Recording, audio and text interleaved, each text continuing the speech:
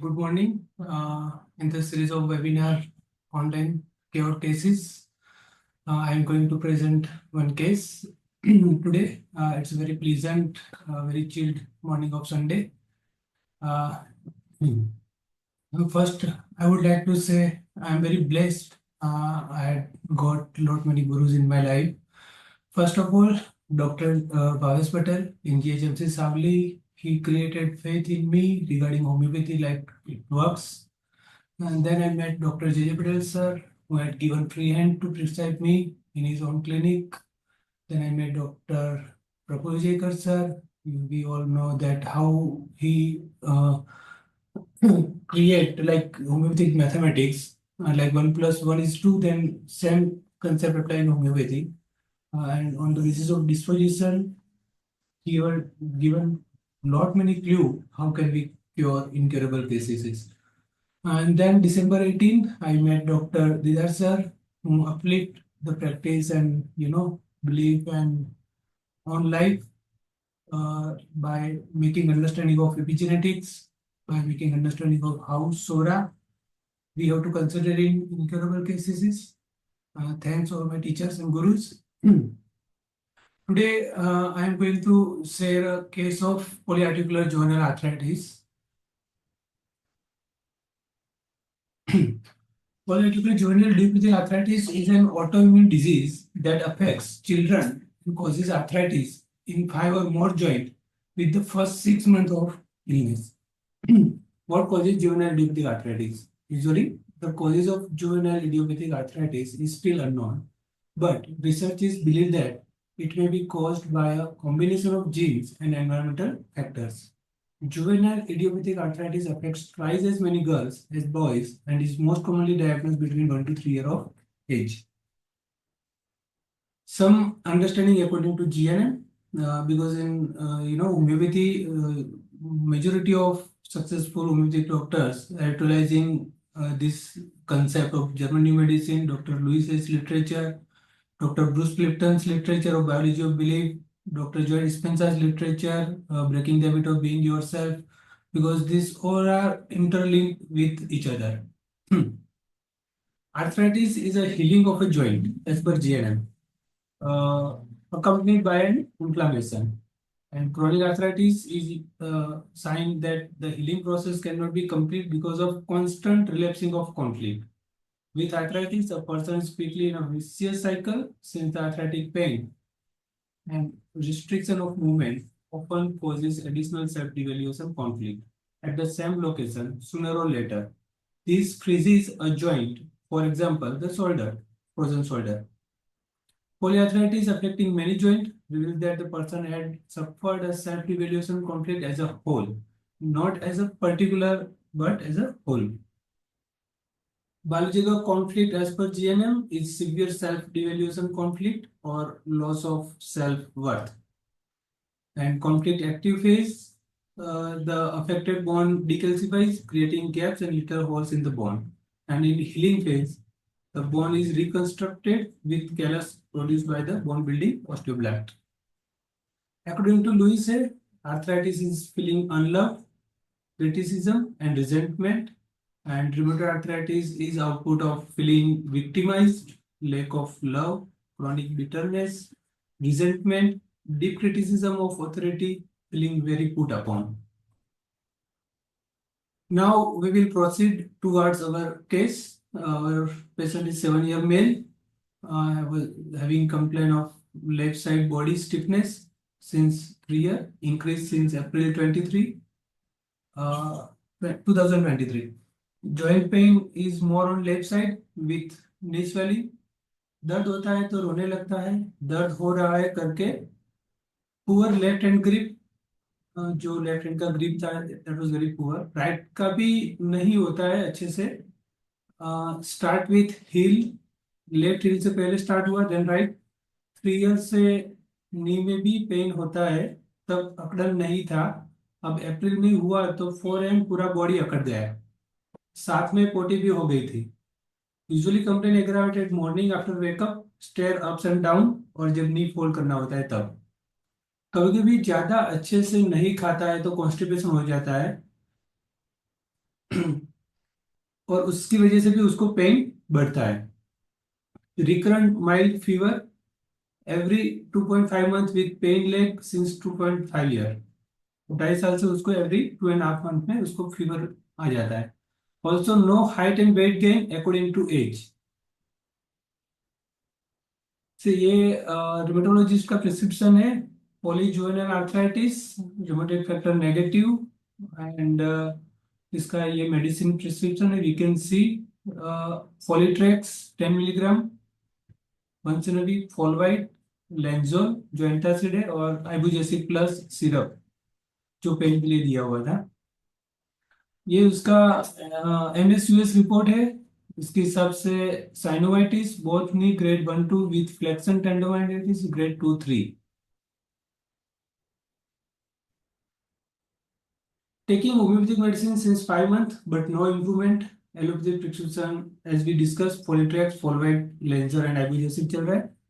Birth history, full term normal delivery, breastfeeding up to 4.5 year of age. Birth weight was 3 kg. See, it's very important. कौन बच्चा up to 4.5 year की age तक feeding करता रहेगा? Sibling, two sister, family history में two sister one brother, first sister 15 year old, full term normal delivery, cholecystectomy at the 8 year of age।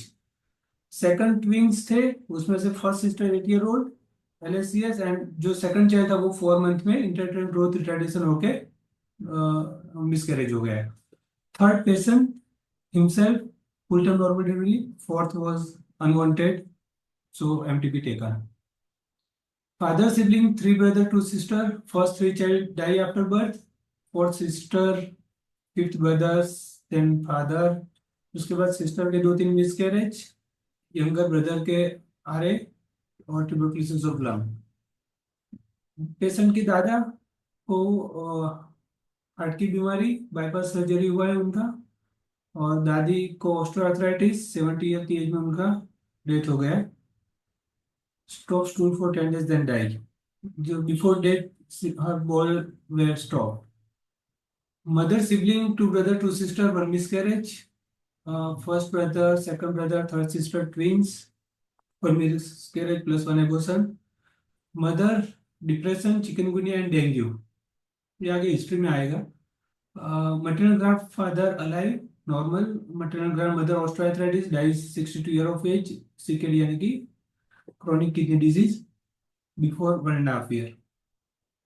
Physical general, appetite normal, hunger can tolerate, thirstless, towards hot, right-handed, perspiration profuse, carbs feel normal, sleep sound, craving spicy, चटपटा, chocolate वगैरह उसको ज्यादा अच्छा लगता है। Aversion, सारी सब्जी जबरदस्ती खिलानी पड़ती है। इंटॉलरेंस, लेडी फिंगर से नोजिया होता है। Bowel constipated, urine normal, hair silky, nail grow normal.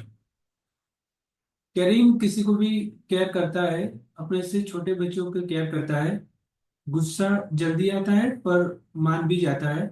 उसको सामान को लेके ये तोड़ दिया तो रोता रहता है।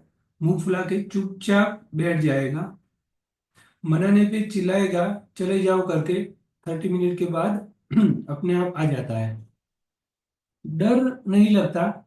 कभी मदर आंख दिखाए, शरारत मत कर दो, उल्टा मदर को ही आंख दिखाएगा पर डरेगा नहीं। See, we have to be very alert while case taking.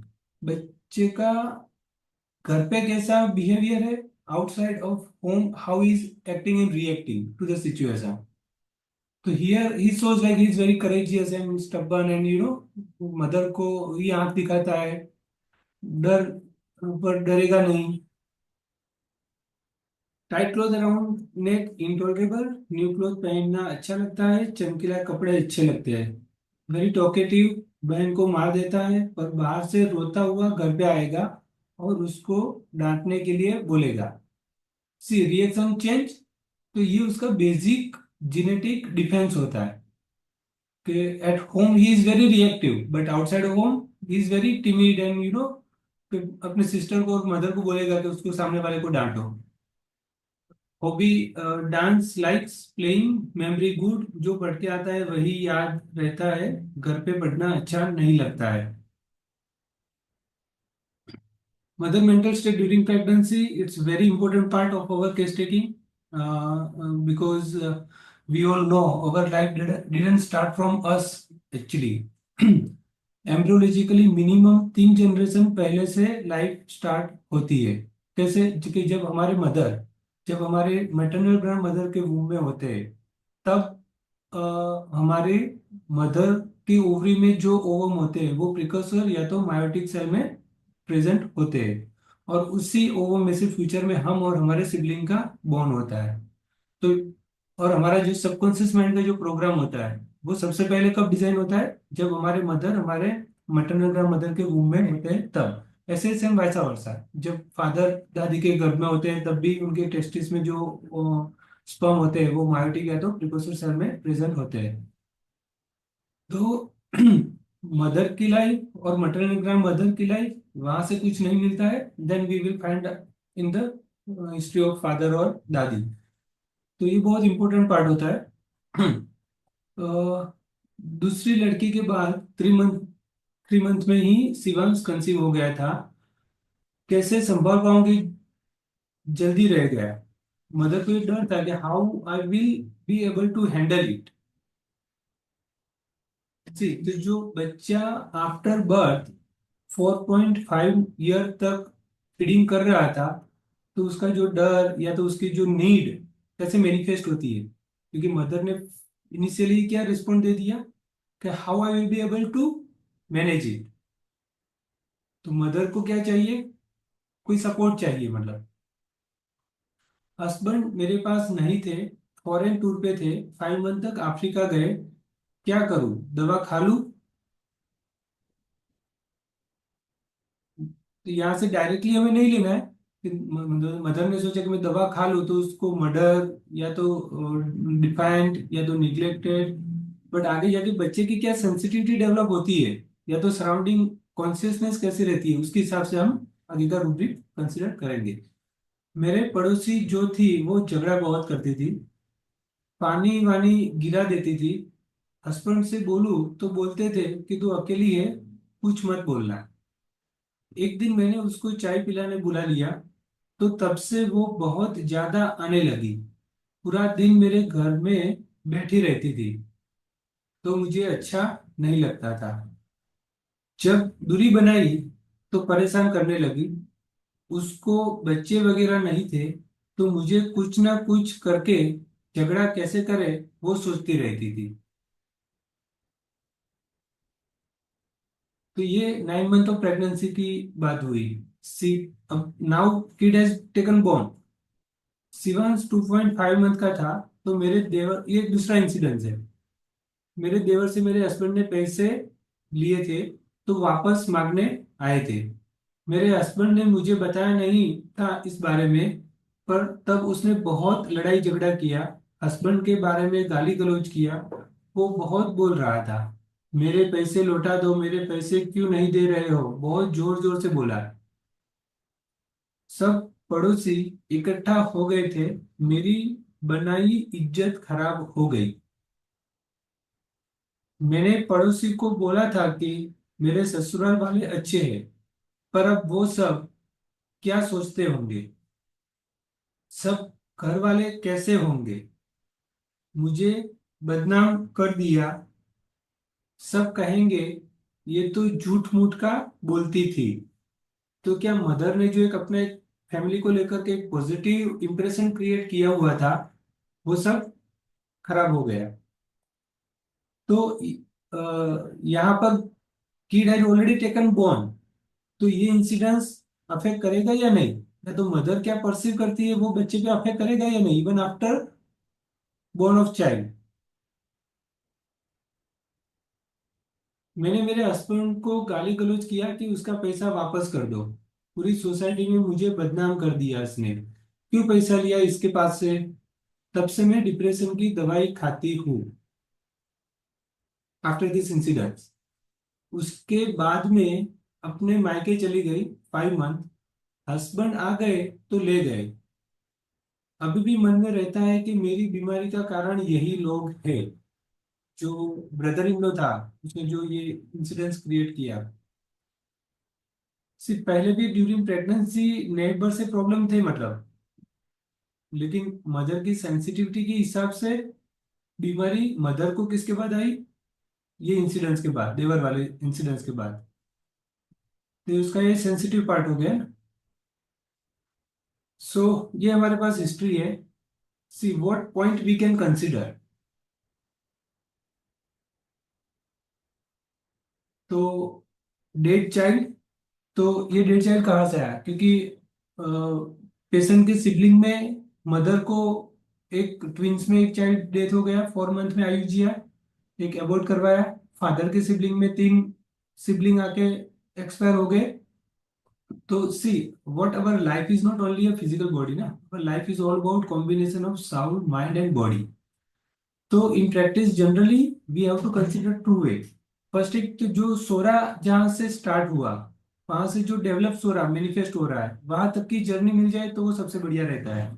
Otherwise in scattered way we can consider 3 thing: sound का मैनिफेस्टेशन, माइंड का परसेप्शन एंड बॉडी का डिस्पोजिशन। तो हमारे आसपास इर्द गिर्द जो भी घटनाएं बनती है, जो भी इंसिडेंट्स बनते हैं, तो वो सब हमारा साउंड का मैनिफेस्टेशन है। क्योंकि हमारे पेरेंट्स ने तो डिसाइड किया नहीं है कि who is going to take birth in this family. It's our own choice. ये हमारे खुद की आत्मा ने ये चॉइस किया होता है कि in this place in this time frame I am going to take birth. तो हमने क्या देख के जितने भी लॉ ऑफ अट्रैक्शन के लिटरेचर समझ लो, या फिर जितने भी स्पिरिचुअल इवन लिटरेचर समझ लो, तो स्पिरिचुअल लिटरेचर कहते हैं कि कार्मिक मेमोरी के हिसाब से। तो हाँ, जो भी हमारे इर्द गिर्द बनता है वो सब हमारा आत्मा का मैनिफेस्टेशन होता है। सेकंड आया टुक डिल्यूजन परसिक्यूटेड, जो नेबर से जो उसको हैरानगति हो रही थी वो। थर्ड आया taken murder, will be murder, जो उसने बोला कि मेरी बनी बनाई हुई इज्जत उसने खराब कर दी, मुझे बदनाम कर दिया।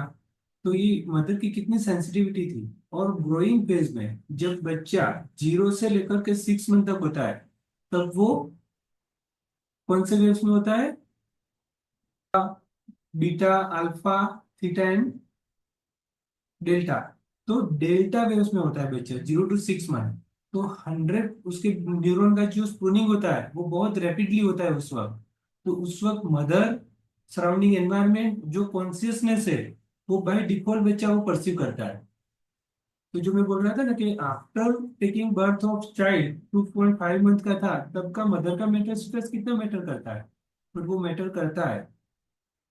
मदर का डिफेंस क्या था, उसने किनको ब्लेम किया उसकी बीमारी के लिए, अपने देवर को।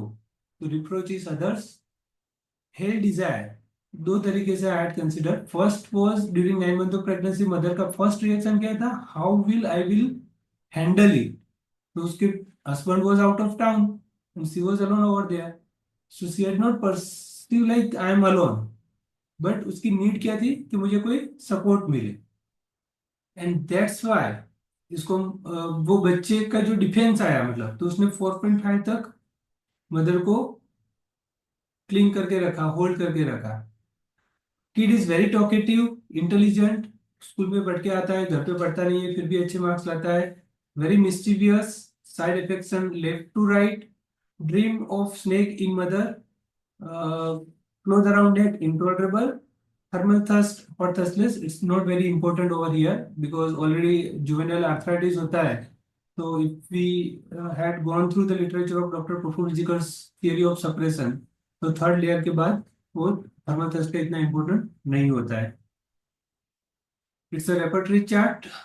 I consider murder, dream dead child, reproaches other, whole desire and persecuted. These were the medicine as per disposition and other part of kid. I'd consider legacies.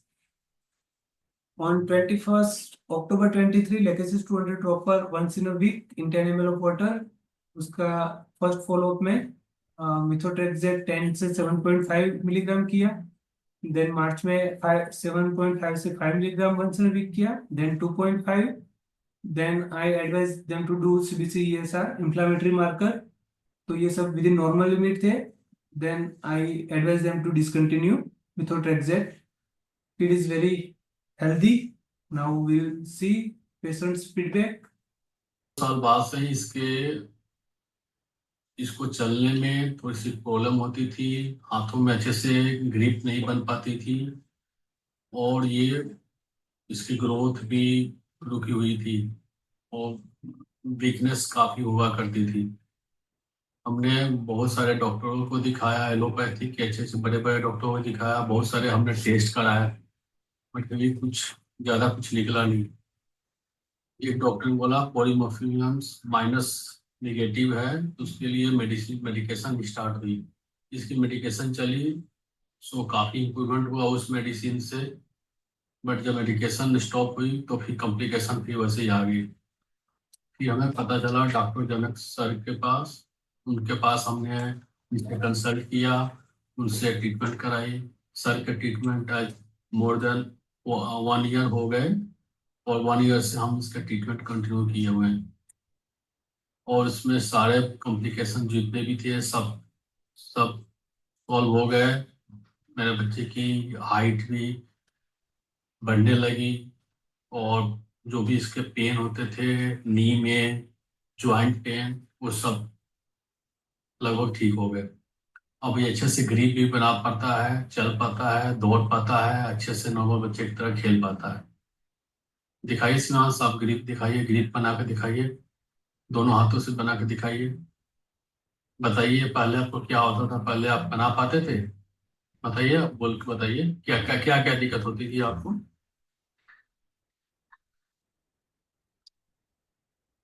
Okay, यहाँ पे आवाज आती थी, और चलने में क्या दिक्कत होती थी?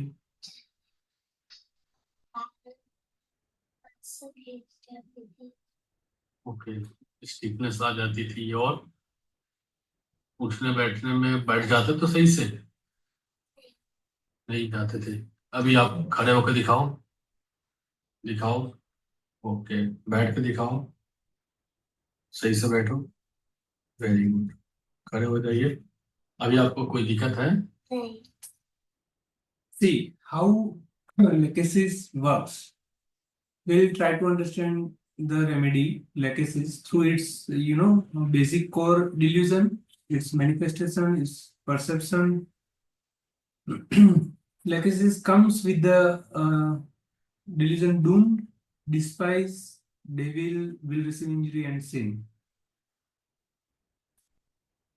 उसका we are consider reproaches others in case, तो उसका डिफेंस कैसे आता है?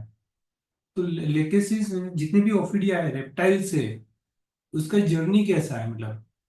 तो सबसे लाइफ जब अर्थ पर आई, उससे पहले तो सी में समुद्र में तो थी फिश के फॉर्म में, but when life comes on the earth तो सबसे पहले रेप्टाइल्स आए, फिर मैमल्स आए, and then our humans take birth.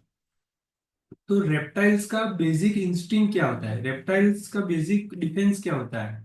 तो या तो out of fear they will attack, या तो out of fear they will escape।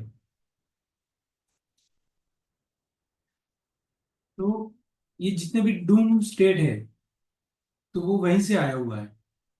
इसका डिफेंस कैसे मैनिफेस्ट होता है? तो वो लोक्वासिटी, तो sir told very nicely about lachesis, कि लेकेसिस पेशेंट यदि बोलता नहीं रहेगा तो उसको अंदर से सफोकेटिव फील होगा। तो जो बोल रहा है, लोक्वासिटी है, एक्सेसिव लोक्वासिटी है, उससे उसका इनर एनर्जी हार्मनी में रहता है। Delusion animal of, delusion charmed and cannot speak well, delusion crime committed, criticize his dead mother, dead his, delusion with jealousy. Delusion die about to, disease has heart incurable, double his, faces say Odysseus, Odysseus that means very ugly look. Delusion fouling his, delusion away from home, identity error, deserted for second.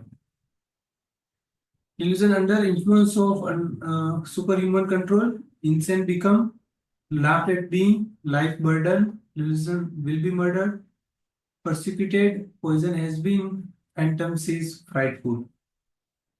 Pursued, religious, snake ran around, delusion spied on wet seas, delusion robbers, wrong done, wrong suffered, division possessed one is hold और being held desire में भी लेके से ये इसका एक need होता है. Mind approaches other उसका डिफेंस का पार्ट है. Listen great he is again a part of defense. Thank you very much. Anything else if you would like to know, or do you have any question, let me know. I will try to answer that. See, few things I want to say. Doctor Clarke ने क्या बोला है in dictionary of mathematica कि positive symptoms indicate the medicine, negative symptom doesn't rule out the medicine. तो कई बार हम करते हैं ना कि natrum mur is very reserve introvert, तो कोई एक्सट्रोवर्ट पेशेंट होता है तो we usually avoid it, but it's not always true. If your totality of symptoms is correct and if it's indicating netromure, please go with it. You will get definitely good result. Second thing, what Dr. Kent has told in lecture on homeopathic philosophy, doctor कहते suppose किसी patient को ठीक नहीं हो रहा है, if he is not improving, तो किनको लॉस है, मतलब we think that the first loss is with patient, second loss is with doctor, and but what doctor can't has told, biggest loss is with science. Homeopathy को सबसे बड़ा loss है, क्योंकि जब किसी पेशेंट को ठीक नहीं होता है तो पेशेंट यूजुअली ऐसा नहीं बोलेगा कि I had taken medicine with this doctor and I didn't get benefited. But doctor will tell like that, I had taken homeopathic medicine and it didn't help me. So be very alert and conscious, and best of luck all of you for great and good excellent practice. Thank you.